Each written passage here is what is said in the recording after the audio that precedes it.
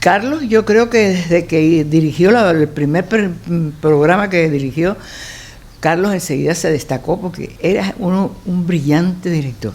Además, una gente muy culta, una gente muy informada de lo último que existía en cuanto a los medios de la televisión. No te puedo decir exactamente cuál fue el primer programa que hice con él. Lo que sí te puedo decir es que me sentí muy satisfecha, muy orgullosa de que Carlos me seleccionara para un programa que él iba a dirigir. Pero recuerdo Juan Palmieri, por ejemplo, de los teatros recuerdo Juan Palmieri, recuerdo El largo viaje de un día hacia la noche, que la hicimos 2 veces. Y algo que no olvidaré nunca es la ópera de los 3 centavos. En los años 60 fueron unos años maravillosos. Maravilloso porque teníamos el Cuento Universal, que era un pequeño teatro que duraba media hora, pero que a todos los actores nos encantaba, porque eran escritores muy, muy importantes que se hacían en media hora en cuentos. Allí comencé yo a compartir la escena con Carlos Piñeiro como director. Un día nos encontramos y hace así, me mira y me dice: estás seleccionada para trabajar en la ópera de los 3 centavos. Yo me quedé así y le dije: pero tengo que cantar. Y me dijo: sí. Y efectivamente lo hice, pero lo hice gracias a Carlos, porque Carlos es un hombre, un hombre muy culto y un hombre, él sabía tocar piano. Entonces eso fue tremendo porque ensayé mucho con él. Y te voy a decir cómo fue la filmación. Cuando llego al estudio de Radio Progreso, me encuentro con que el director era Valdés Arnau. Pero cuando miro para el piano estaba Guzmán, y cuando miro para la organeta estaba Romeo, y la guitarra estaba Leo Brauer. Yo dije: Dios mío, pero ¿cómo con estas personalidades? Es como hacerles perder el tiempo en algo. Entonces cuando fuimos a grabar te ponen un parabón aquí y tiene un cristal así, donde tú miras al director que él te hace así. Déjame decirte que cuando empezamos, él paró para un músico decirle no. Así. Yo dije: bueno, si a estos músicos él, por lo menos que me pare a mí, no importa. Entonces yo le dije: maestro, usted me perdona que yo no lo mire a usted, sino que mire a Carlos para que me dé las entradas. Entonces me dijo: no tiene problema, Verónica. Entonces yo, gracias a Carlos, y Carlos era. Entonces yo abría la boca y cantaba y me hacía así, que me parara, que no siguiera la otra frase. Ay, así fue como pude grabar. Y hubo cosas de verdad que me quedaron muy bien, porque además estaba Ramón Veloz, imagínate, cantando. Marisa Rosales sí es muy, muy afinada, una gente muy musical, no había problemas con Marisa. Claro, estaba Marta Martínez Casado, que era también una persona muy afinada, pero estaba Gaspar de Santelices, que yo decía, no es por nada, no es maldad ni nada, era un alivio así saber que había otra persona que era un poquito peor que yo. Pero la pasamos muy bien, de verdad, y fue muy linda las grabaciones.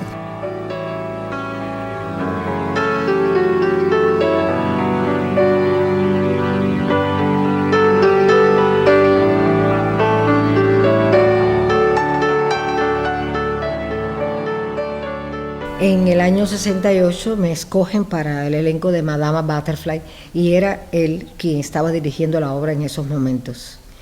Y ahí lo conocí y tuve el privilegio y sobre todo el placer de que un hombre tan culto, tan fino, que dirigía con la partitura en la mano, la partitura de Puccini en su mano, dirigía la parte dramática de la obra.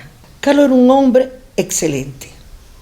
Excelente porque tenía un carácter, siempre con una sonrisa. Me encantaba verlo sonreír. Se reía lindo, con mucho deseo, con mucha gracia. Era un hombre dócil, tranquilo, a la hora de dirigir, de decirte las cosas. Te lo decía con mucho cariño, con mucho respeto, bajito, aparte. Carlos para mí era una gente que yo admiraba mucho. Además, desde que lo conocimos, Pedro Álvarez y yo, hubo una empatía entre los tres, que de verdad, los dos con Carlos y Carlos con nosotros, que siempre respetamos mucho a Carlos, lo admirábamos muchísimo. Bueno, respetas a todos los directores, los respetábamos, porque eso sí, siempre fuimos actores muy obedientes, muy consecuentes, que si había una dirección había que responder al punto de vista del director. Pero Carlos además lo admirábamos mucho, porque era una gente que daba gusto hablar de la profesión nuestra con él. Yo trabajé con él en un cuento que se llamaba El Almuerzo, que lo hice con Enrique Almirante, una pequeña obra de Soma Somoza. Hice el collar con Julito Martínez. Hice también Rosas Artificiales con Parmenia Silva y Noel de la Cruz. Bueno, algunos de los que me acuerdo, porque fueron tantos que es imposible ya a mi edad recordar toda aquella época. Quiero tu felicidad, Electra Garrigó. No, Agamenón Garrigó, ¿quieres tu seguridad? Tú blasfemas, Electra Garrigó. Me debes obediencia. Nada te debo. Y para mi satisfacción, cuando hago el segundo título de mi carrera, nada más y nada menos que La Traviata de Giuseppe Verdi, también la dirigía él. Y entonces ya había una comunicación muy estrecha, pero yo le decía, maestro, pero dime algo, señálame, ¿qué puedo mejorar? Y él tan amablemente me decía, nada, María Eugenia, estás haciendo todo muy bien. Él tenía la posibilidad eso me lo dijo, yo tengo contigo la posibilidad de, entre un acto y otro, decirte, mira, no hagas esto, haz esto otro, y yo lo hacía, pero es que él tenía esa forma tan especial, tan elegante, tan culta, de señalarle a uno deficiencias o el mejoramiento.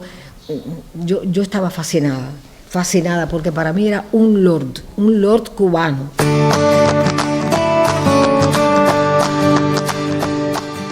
Verónica, ¿qué fue lo que más usted admiró en Carlos Piñeiro? Su inteligencia. Era un hombre culto. Era un placer de verdad conversar con Carlos sobre la profesión, porque siempre estaba muy informado, una gente con mucho criterio. Para mí era uno de los mejores directores que hemos tenido en la televisión. ¿Qué característica en específico le gustaría destacar? Sabía muy bien lo que él quería con su puesta en escena. No improvisaba. Era un hombre que había seleccionado presentar determinada obra para hacer, y él sabía por qué le interesaba decir con esa puesta. No era un director que te estaba constantemente diciendo, ¿no te parece que tú crees que va aquí? No. Él te dejaba dirigirte a Carlos y decirle, Carlos, esta escena me cuesta un poco de trabajo. ¿Tú crees que esto? Y él me decía, enseguida me daba la luz, me decía, por esta línea. Con un carácter tan maravilloso y muy pasivo. No es que no tuviera criterio y que no defendiera sus criterios. Sí lo sabía hacerlo, pero como un hombre inteligente que era, sabía cómo hacerlo. ¿Acaso podría soportar que Electra se casara con el pretendiente? No lo soportaría. Ese pretendiente no es digno de la mano de Electra. El pretendiente es solo un recurso retórico. ¿De que te vales, Agamenón Garrigó? Recuerdo Un verano en Noan. Un verano en Noan fue una obra maravillosa que tuve el privilegio de hacerla con Aurora Pita, que hacía el personaje ella de George Sand, que fue la primera mujer que usó pantalones y fumó tabaco. Entonces yo hacía a su hija, Solange. Teníamos una escena que él la hizo, Carlito, con 3 cámaras. Primero se hizo las 3 cámaras con Aurora, después las 3 cámaras conmigo sola, y después las 3 cámaras de tomas generales para él hacer la edición. Ese teatro quedó maravilloso. ¿Verdad que hace un calor sofocante? Eso se llama un rodeo. No te reconozco. ¿Qué hacer para encontrarte? En efecto, amado Orestes, hace un calor sofocante. Y en cuanto al ser humano, ¿qué me pudiera decir de Carlos Piñeiro? No podía enterarse que nosotros tuviéramos alguna dificultad, algún problema, e inmediatamente cogía el teléfono y decía, Vero, es Carlos, ¿qué pasa? Especial, además un hombre bello, muy atractivo, y él me impresionó, realmente me impresionó muchísimo por su sapiencia, por sus formas tan correctas, por su elegancia.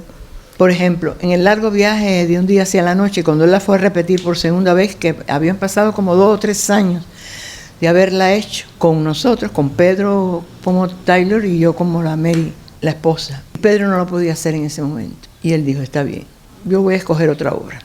Cuando él lo pueda hacer, yo lo hago. Y efectivamente, en cuanto Pedro pudo, presentó El largo viaje. Eso lo hace nada más que un amigo. Él sabía lo que Pedro daba con ese personaje, las cosas que podía hacer. Es decir, era un hombre que él admiraba, un actor que él quería, que admiraba, que respetaba. No es porque fuera su amigo, ¿no? Otro director dice, bueno, no puedo hacerlo, pedía a otro, ¿no? Esas cosas tenía Carlos. Ensayábamos en su casa. En su casa tenía un patio grande, salas grandes, un lugar perfecto, y ahí nos reuníamos. Y como él era una persona con un carácter tan maravilloso, pues la pasábamos divino, una tarde de trabajo y de pasar un rato muy, pero muy agradable en su compañía como director. ¡Mentira!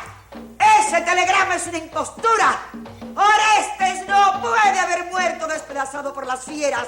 Él mismo era un león, un tigre, una pantera. Lo digo, lo afirmo yo, su madre, Clitemnestra Pla. Mira, yo recuerdo, por ejemplo, que nosotros hicimos un teatro que creo, no me acuerdo cómo era, pero era un juego así como 3x2, porque éramos 2 actrices, Marisa Rosales y yo, y en 3 cosas. Marisa hacía un monólogo, El diamante, de una obra de teatro. Ay, la dirección de Carlos, Dios mío, es así. Todo el tiempo yo estoy dándole una lección a una niña que no está. Es la cámara. Quedó precioso gracias a la dirección de Carlos. Y después hacíamos una cosa, las dos, que yo era la criada y Marisa era la señora. Yo lo recuerdo así como una cosa, además me pareció tan original, ¿no? Cuando a mí me escogen o me dicen que debo hacer Amalia Batista, un poco que me impresioné porque ese título tan bello del maestro Rodrigo Prats, esa trilogía de esos 3 grandes, Roy, Lecuona y Prats, yo la había visto y me parecía, por lo menos en el primer acto, una obra un poquito vulgar, porque ella sale, tiene que bailar un guaguancó, y dije, voy a casa de Carlos, Carlos tiene que librarme de esto, Carlos tiene que decirme, o tiene que decirme cómo hago la Amalia Batista. Y le dije, ay Carlos, mira, yo vengo porque yo quiero que tú me digas, por favor, yo no soy Amalia Batista, por favor te ruego, ayúdame porque no quiero hacerlo, yo no soy Amalia Batista. Se lo dije como 2 o 3 veces y de pronto me dijo, claro que no, estoy de acuerdo contigo, con aquella flema de sabiduría y de elegancia que él tenía. Tú no eres Amalia Batista, tú eres la universitaria María Eugenia Barrios, tú no eres Amalia Batista. Lo que pasa es que yo creía, atendiendo a tus actuaciones en Madama Butterfly y en La Traviata, que tú podías abordar a Amalia Batista como actriz. Me dio una lección, así me dijo, o eres una intérprete o no lo eres. Me dijo, María Eugenia, vas a ser una Amalia Batista memorable.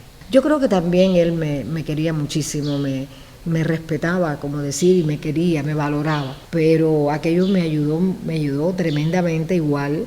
Vamos, ánimo. La próxima vez te saldrá mejor.